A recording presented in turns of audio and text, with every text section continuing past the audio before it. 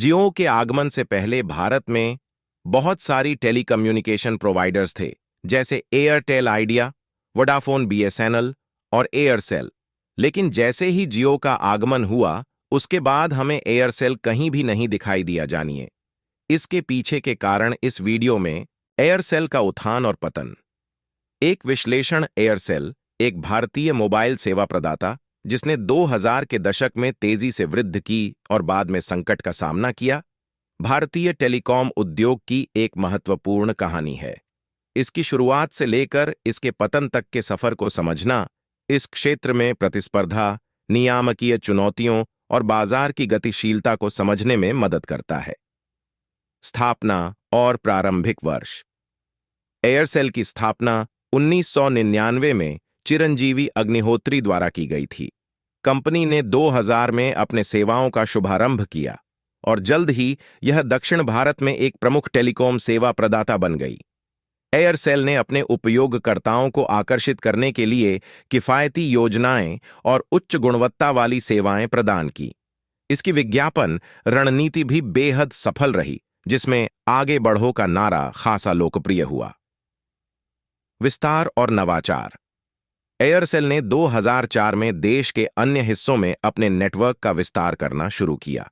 इसके साथ ही कंपनी ने 3G सेवाओं का भी शुभारंभ किया, जिससे उपयोगकर्ताओं को तेज इंटरनेट स्पीड का लाभ मिला।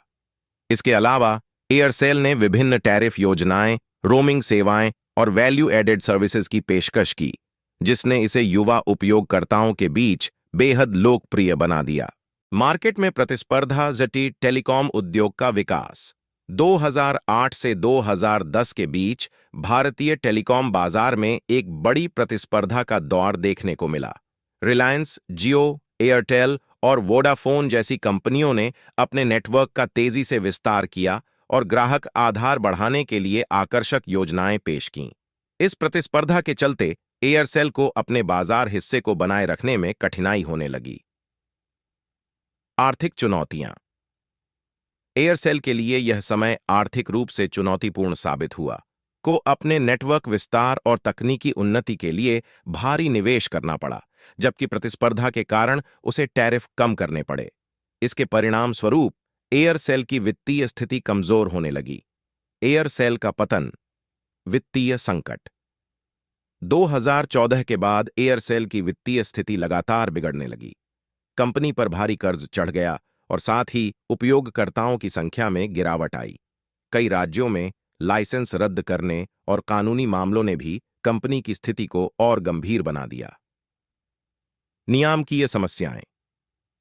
भारतीय टेलीकॉम नियामक प्राधिकरण TRAI द्वारा लागू की गई नई नीतियों और नियमों ने एयरसेल की स्थिति को और चुनौती दी। 2016 में एयरसेल ने एक बयान जारी किया जिसमें बताया गया कि कंपनी वित्तीय संकट का सामना कर रही है और इसे पुनर्गठन की आवश्यकता है। दिवालियापन की प्रक्रिया। 2017 में एयरसेल ने अपने संचालन को बंद करने का निर्णय लिया और इसके बाद दिवालियापन की प्रक्रिया शुरू की।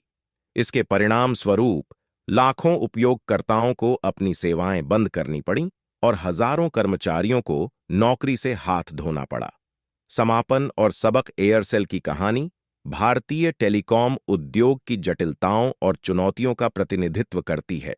इसके उत्थान ने दिखाया कि कैसे एक अच्छी योजना और मार्केटिंग रणनीति से सफलता प्राप्त की जा सकती है, जबकि इसके पतन ने यह स्पष्ट किया कि वित्तीय प्रबंधन, प्रतिस्पर्धात्मकता और नियामकीय अनुपालन कितने महत्वपूर्ण हैं। निष्कर्ष। एयरसेल का उदय और पतन न केवल एक कंपनी की कहानी है, बल्कि यह भारतीय टेलीकॉम उद्योग की बदलती धारा और उपभोक्ता व्यवहार के विकास का भी परिचायक है।